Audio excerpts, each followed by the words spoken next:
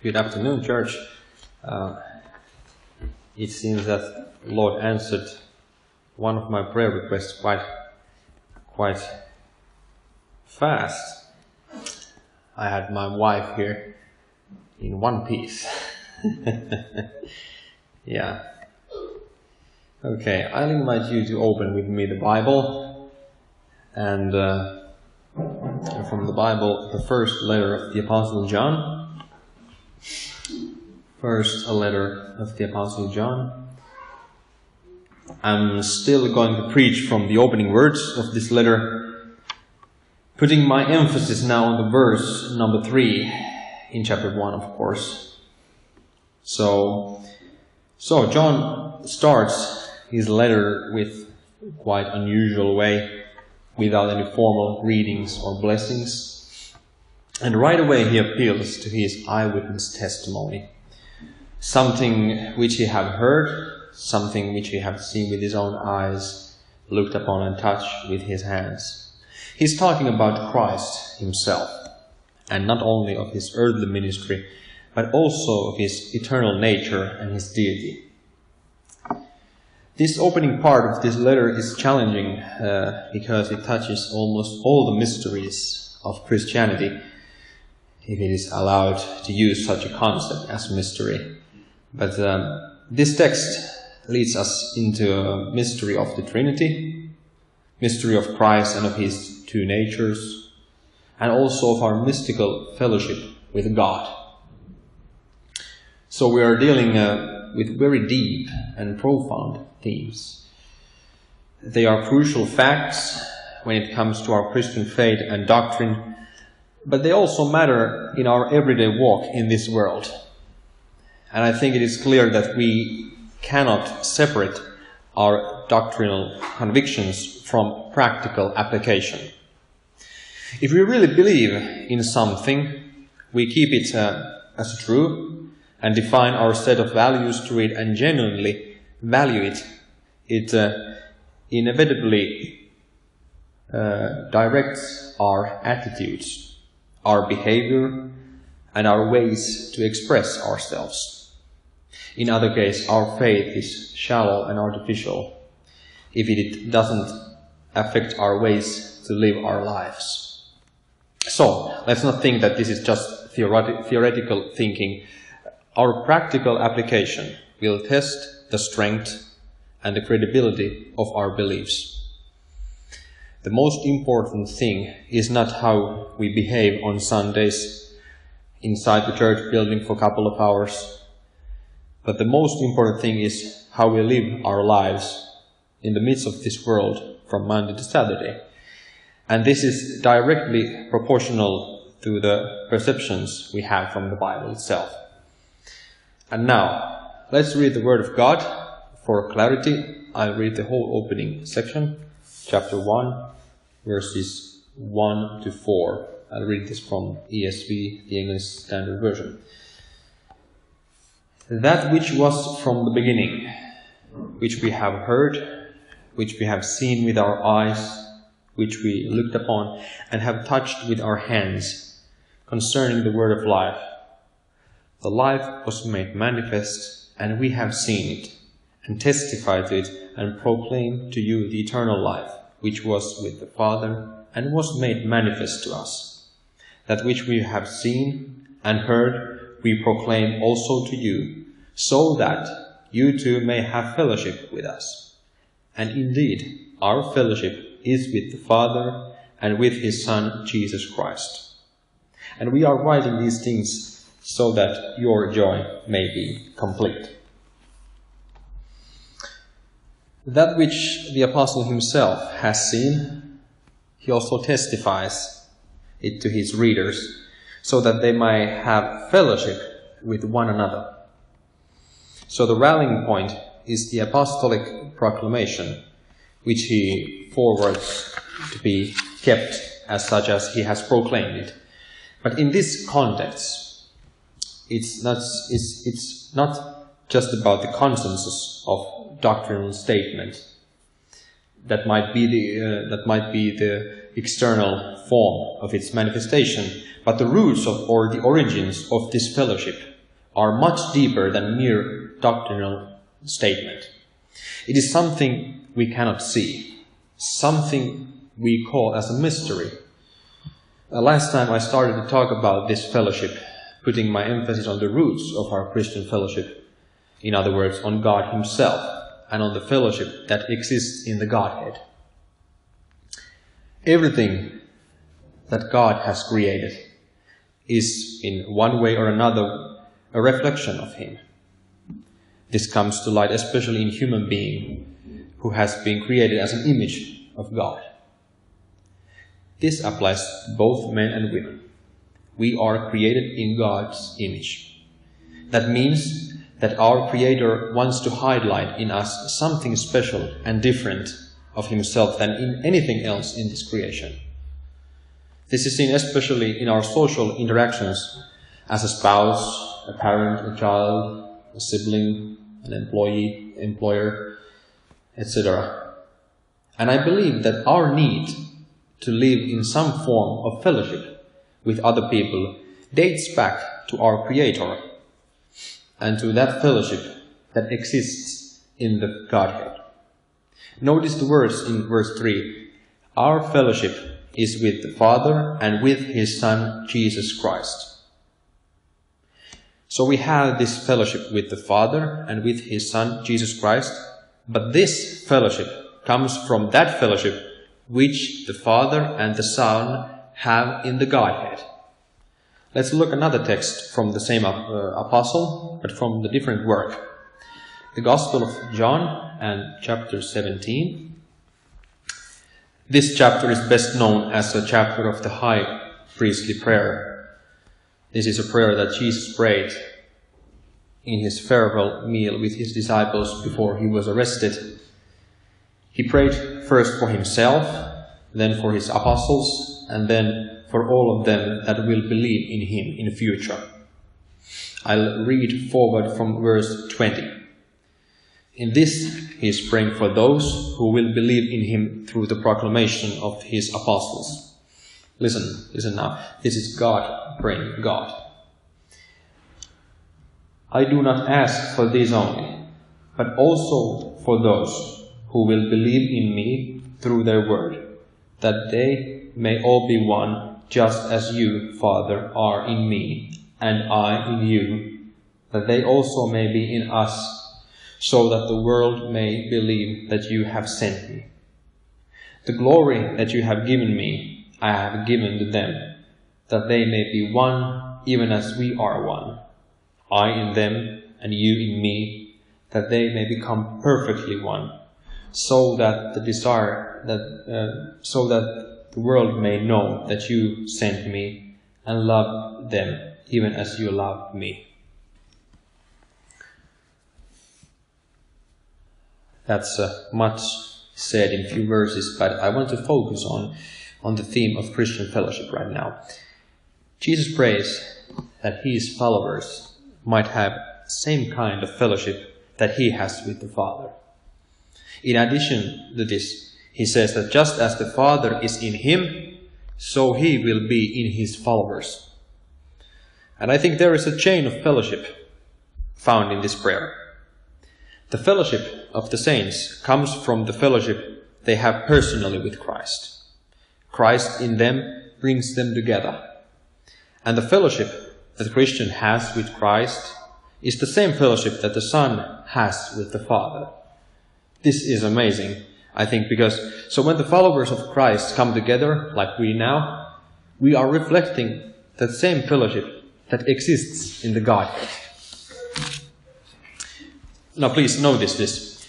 This fellowship does not arise from nothing.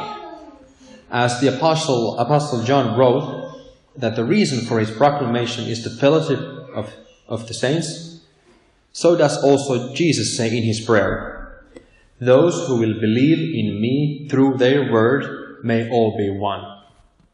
So we need apostolic proclamation, the gospel with all its heights and depths, to bring forth the gift of faith in human hearts. And so this time I'd like to say a few things concerning the fellowship of the saints.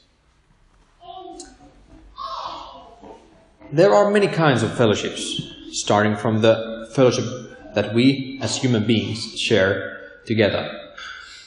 Humanity as such is a connecting factor which separates us from the rest of the creation. But there are also much specific kinds of fellowships, such as nationality, common language, profession or education, friendship and family ties, and one of the most powerful fellowship factors in the history of the humankind, religion. Many times religion is the factor that crosses all other borders. And of course, I'm here talking about those who represents the same religion. So for clarity, I'm not talking about the fellowship between different religions, but the common need for religious fellowship in human heart.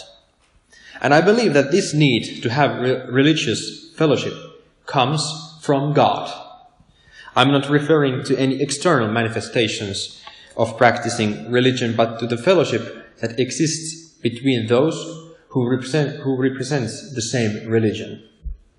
Human being is created for this kind of deep fellowship that can cross all other borders.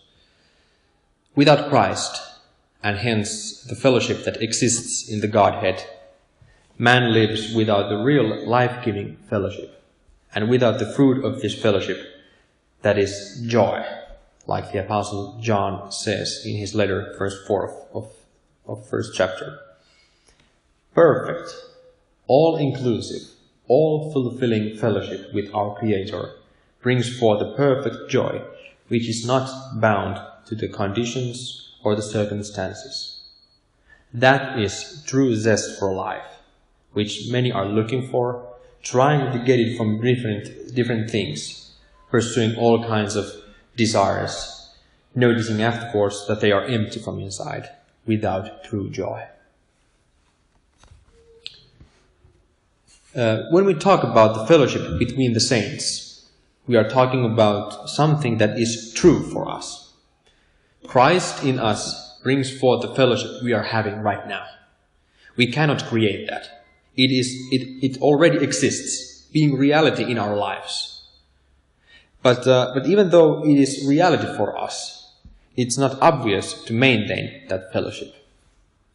What I'm trying to say is that because of our imperfect and sinful nature, we are not always able to maintain our fellowship clean from sin.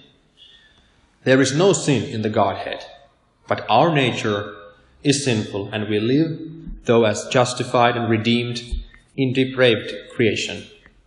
That is also reality for us. And that's why the Apostle Paul, in his letter to Ephesians, exhorts us to maintain the unity of the Spirit in the bond of peace. That particular verb, maintain, here has its meaning in obeying and keeping, but also in preserving and protecting. The fellowship of the saints is a treasure that needs to be cherished and protected. One more note from John 17. Jesus prays that his followers might be one in the Son and the Father, and that they might become perfectly one. The aim of this fellowship is to be as a sign to the world. In verse 21, Jesus prays that they also may be in us, so that the world may believe that you have sent me. And again in verse 22 and 23, the glory that you have given me, I have given them, that they may become perfectly one, so that the world may know that you sent me and love them even as you love me. Even though this latter phrase refers to our final and permanent state, the fellowship between the saints matters before the final consummation. One day we will be perfectly one, proclaiming the Father's love in his Son. But now, still in our sinful nature, our mission is to proclaim to this world, through our fellowship, that God sent his Son into the world.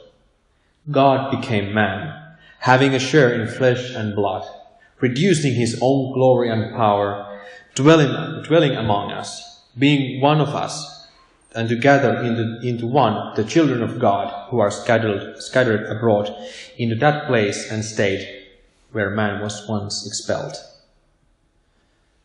It is now clear that Christ lives in us through his Spirit, uniting us. But how does fellowship come into being, and how we should maintain that? Both of these texts, John 17 and 1 John chapter 1 verse 3, tells us that it comes through the apostolic proclamation. That word brings forth the faith in Jesus Christ, hence creating the fellowship with God himself and with his children. If the apostolic proclamation brings forth that fellowship, I think it is logical to think that we maintain, cherish, and protect our fellowship by holding on to that apostolic teaching. The fellowship of the Christians has been under threat almost for the last 2,000 years. And like I mentioned a few moments ago, we know that the main reason is our sinful nature, our tendency to follow our sinful desires, and of course, it has its affections in our fellowship. I believe that most of you know what I'm talking about. We might have painful memories what comes to our relationships in church life. Some of you might have very deep wounds in your inner life, and I know some who are bitter because of that, and there are some who unfortunately don't want to attend the services. We can find from the Bible two major threats for the fellowship between the saints. At first, there is this imperfection, like I mentioned. This is seen especially in the life of the Church of Corinth, for example. One of the many problems they had was divisions in the church. Some of them wanted to follow Paul, some to Apollos, some to Peter, or some to even Christ. They were dividing Christ himself in their life, and Paul needed to correct them and to show that they were God's fellow workers with different roles and characters. Paul was also forced to correct them because of the lawsuits against each other. And for all this, Paul used teaching as the means for correction. Like he received that teaching from the Lord, he also delivered that to Corinthians, by which they were being saved. And in other words, like I said in the beginning of this sermon, I believe that our beliefs and our practice are connected each other. What we really believe and what we really appreciate in our lives, that also directs or guides our application. Another major threat for the fellowship of the saints is false teachings and doctrines. Even though the tone of John's letter is exhorting and pastoral, John sees that false teachings are a real and serious threat to the fellowship of the saints. Known as the Apostle of Love, he most strongly emphasizes the doctrinal purity. He is very strict what comes to the correct understanding of the person of Christ. Who denies the Son doesn't have the Father neither, and who denies the Son doesn't have fellowship with God and with his church. The Apostle Paul also knew how to be strict. Listen to him what he says in his letter to the Galatians. But even if we or an angel from heaven should preach to you a gospel contrary to the one we preach to you, let him be accursed. As the children of God, our perceptions of many things are unfinished and imperfect. Our immaturity doesn't make us accursed, expelled from the fellowship of God. The Bible rather indicates that those who consciously preach another gospel than the apostolic proclamation, denying the core truths, they don't have that true and genuine fellowship. Those who try to deceive the people of God are most likely the ones who have never been a Christian at all. Let me read to you a couple of passages from elsewhere of the letter of John. Listen to this. John says like this: Children, it is the last hour, and as you have heard that Antichrist is coming, so now many Antichrists have come. Therefore, we know that it is the last hour. They went out from us, but they were not of us. For if they had been of us, they would have continued with us. But they went out, that it might become plain that they all are not of us. That was 2nd chapter, verses 18 and 19. Then another passage. Beloved, do not believe every spirit, but test the spirits to see whether they are from God. For many false prophets have gone out into the world. Little children, you are from God, and have overcome them. For he who is in you is greater than he who is in the world. They are from the world, therefore they speak from the world, and the world listens to them. We are from God. Whoever knows God listens to us. Whoever is not from God does not listen to us. By this we know the spirit of truth and the spirit of error. That was 4th chapter, verses 1 and verses 4 to 6. John is making here a clear confrontation. He speaks about the deceivers who might have affected the inside of the church. But they never had fellowship with genuine Christians. Listen what our Lord Jesus Christ said in the Sermon on the Mount. That is Matthew 7. Matthew 7, starting from verse 15.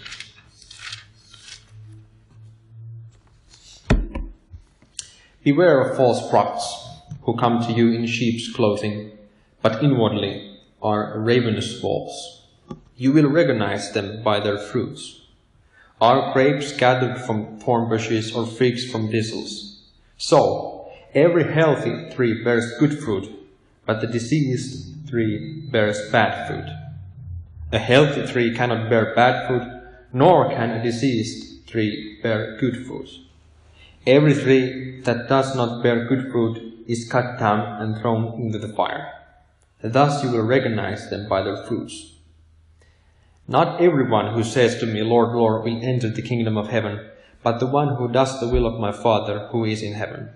On that day, many will say to me, Lord, Lord, did we not prophesy in your name, and cast out demons in your name, and do many mighty works in your name? And then I will declare them, I never knew you. Depart from me, you workers of lawlessness.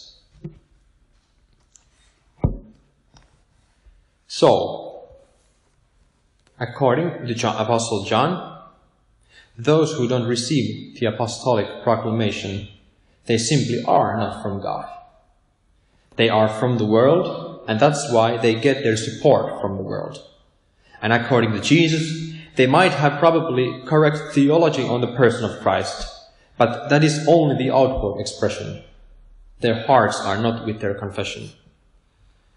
Mere orthodoxy doesn't guarantee one's salvation, but it is clear that saving faith doesn't affect apart from the apostolic proclamation.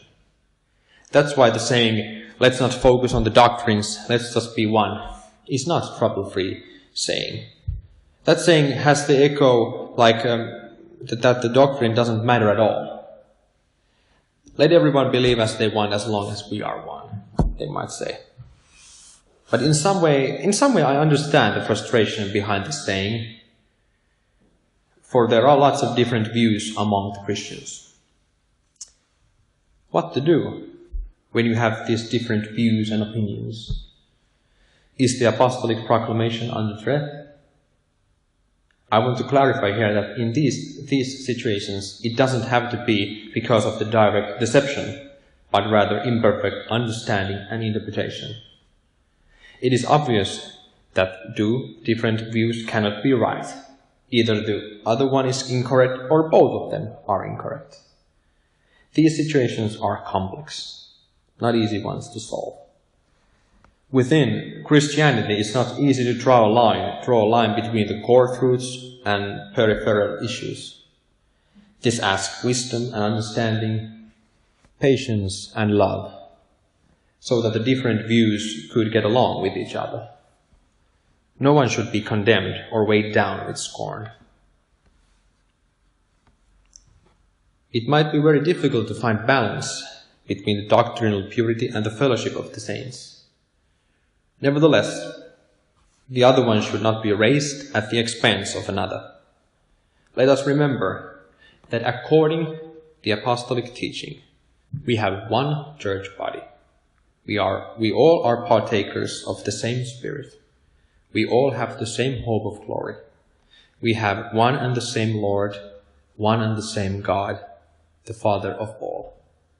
And this is possible because of the hearing and believing the apostolic proclamation, which brings forth the fellowship with God himself as with his church.